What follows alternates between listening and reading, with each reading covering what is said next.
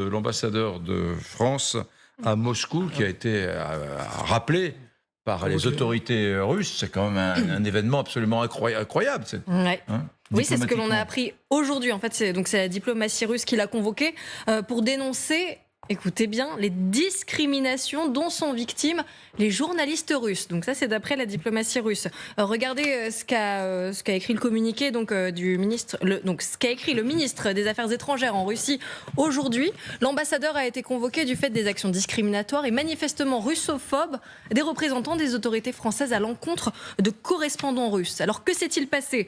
Scandale au sommet du G20, c'était à New Delhi en Inde le 10 septembre.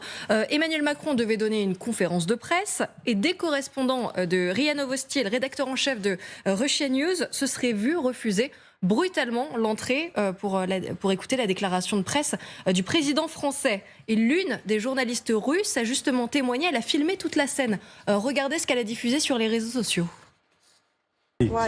Pourquoi les journalistes russes ne peuvent pas assister à la conférence d'Emmanuel Macron? Je ne sais pas pourquoi. Vous avez vu ma photo, ma carte d'identité. Vous avez aussi vu ma photo. Pourquoi c'est impossible d'assister à la conférence de presse d'Emmanuel Macron? Je ne sais pas pourquoi c'est impossible. Mais votre collègue a dit que vous saviez pourquoi. C'est quoi son nom? Ce n'est pas mon collègue. Quel est son nom? Mais pourquoi c'est impossible, sérieusement? Pour des journalistes russes, pourquoi? Vous voyez, tous les journalistes rentrent, sauf les Russes. Voilà. Et ce qui est merveilleux, c'est que les Russes convoquent désormais, vraiment sans vergogne, la question de la liberté de la presse. Voilà. Les Russes qui enferment des journalistes pendant des décennies, soudainement se posent en victime et disent, mon Dieu, qu'est-ce que c'est que cette France qui censure les journalistes? Oui, Moscou a immédiatement crié scandale. Donc elle accuse la France de ne pas s'être excusée juste après cet incident. Voilà ce qu'il dit. La France a violé le principe fondamental de liberté de la presse et lui reproche de ne pas avoir présenté ses excuses auprès des journalistes russes exclus. Alors, à l'époque, il y avait un membre de la délégation qui avait expliqué tout ça, qui avait expliqué qu'ils avaient dû refuser une trentaine de journalistes, toutes nationalités confondues, parce qu'il n'y avait pas assez de place dans la salle. Il y avait même un correspondant de l'AFP qui l'avait confirmé, qui avait dit que la salle de presse était pleine à craquer. Et là, je reprends ces termes. Qu'est-ce qui se passe à Niva? En fait, il se jette dans ce... Enfin, finalement, c'est juste un prétexte. D'après vous? Oui, enfin moi je crois ce que dit le journaliste de l'AFP, c'est-à-dire qu'il n'y avait pas assez de place et qu'effectivement certains journalistes, dont des Français, n'ont pas pu être rentrés dans cette salle. Il y a des journalistes français qui n'ont pas pu rentrer dans cette salle. Où Emmanuel Macron pas faisait uniquement les Russes. sa conférence de presse. Et parmi ces journalistes, il y avait 2 journalistes russes, dont cette jeune femme dont nous avons vu la vidéo. Ouais. Et évidemment, la conséquence de ce qui s'est passé à New Delhi, c'est que aujourd'hui, l'ambassadeur de France à Moscou est convoqué au MID, donc au ministère des Affaires étrangères, à cause de ce fait. Et moi, ça ne me fait pas du tout rigoler, cette histoire. Mais alors, pas du tout. Parce que ce que je me dis, c'est qu'il peut potentiellement y avoir des mesures miroirs. C'est-à-dire que des journalistes français pourront ne pas avoir l'occasion d'aller faire leur travail en Russie. Je pense à moi-même, bien sûr, qui ai besoin d'un visa pour aller en Russie faire mon travail. Je pense à Jérôme Garot de TF1 LCI. Je pense à tous les autres. Nous avons un certain nombre de correspondants permanents à Moscou, Le Monde, etc., Le Figaro, bien sûr, qui sont là en permanence, mais qui doivent renouveler leur visa tous les 3 mois. Nous, qui n'y sommes pas en permanence, nous devons demander un visa qui dure 3 mois. Donc, j'espère qu'on pourra continuer à faire notre travail en Russie. Oui.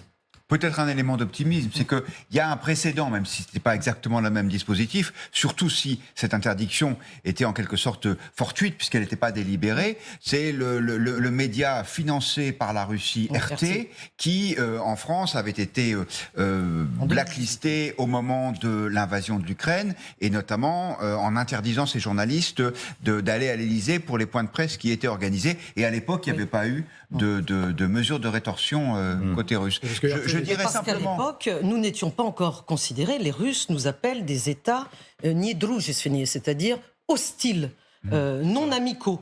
En russe, la traduction russe, c'est non amical, donc hostile. Donc maintenant, nous sommes des États hostiles et les journalistes qui proviennent de ces médias hostiles, ça peut être compliqué. J'espère que ça ne sera pas le cas.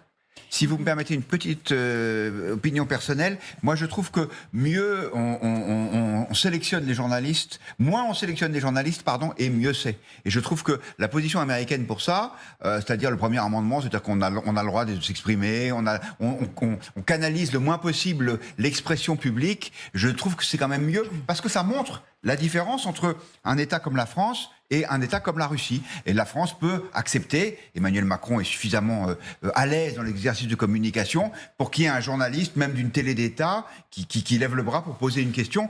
À la limite, lui interdire l'entrée, c'est presque un aveu de faiblesse.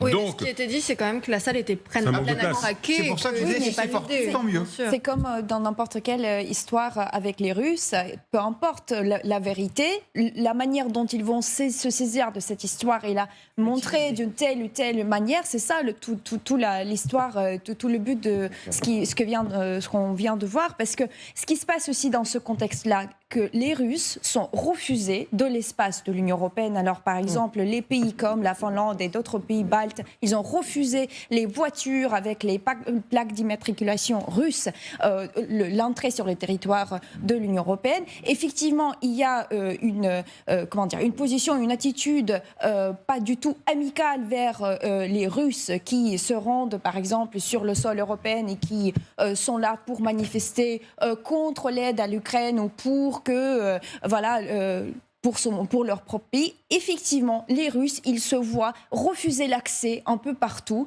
On peut dire tout ce qu'on veut avec Poutine qui est au BRICS, qui reprend un peu, si vous voulez, ce poids, ou essaye de reprendre ce poids au niveau international. Mais il y a l'effet que l'Occident, le club de luxe, le club des plus riches, il refuse cet accès-là. Et c'est ça la réalité. Et tant mieux. Parce oui, mais que c'est ça le but. Oui, mais Après, là, il sait pas. Là, oui, vous avez oui, mais beau ça, dire c'est les BRICS. C'est autre chose, Oui, effectivement. oui. Là, donc, c'est important de dire, donc, selon nos informations, Paris, pour répondre à la question qui est posée dans le petit texte en bas de l'écran, Paris n'a pas discriminé une journaliste russe. La salle était trop pleine. La salle était trop pleine et de nombreux journalistes, parmi lesquels des journalistes français, n'ont pas pu assister à cette conférence de Mais il y presse avait d'Emmanuel ce Macron précédent. à New Delhi, au G20. Voilà. Et d'ailleurs, pour rebondir à ce que vous avez dit, Guillaume, Emmanuel Macron, alors je ne suis pas là pour défendre Emmanuel Macron, mais enfin, c'est pas du style, il aime l'ajout de verbal, c'est plutôt quelqu'un qui est, on va dire, assez guerrier dans la rhétorique. Moi, je me souviens, après la première élection présidentielle 2017, vous vous souvenez qu'il y avait une conférence de presse avec Poutine à côté, je crois que c'était à Versailles, c'était quand il l'avait reçu à Versailles, où il y avait eu... grande pompe. Et voilà, il y avait des journalistes russes dans la salle, et il y avait eu une prise de bec entre Emmanuel Macron et la chaîne RT, où il avait dit son fait aux journalistes de la chaîne RT en disant, vous savez, moi je suis pour la liberté d'expression, en revanche, j'ai pas trop aimé la façon dont vous êtes immiscé dans ma campagne présidentielle.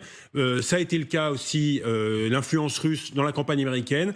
Vous l'avez fait dans ma campagne. Il y a eu un moment, et je me souviens de la tête de Poutine qui regardait, qui était comme ça. Et donc, voilà, il y a dans la conférence de presse, en général, des journalistes qui ne sont pas triés en fonction de la nationalité.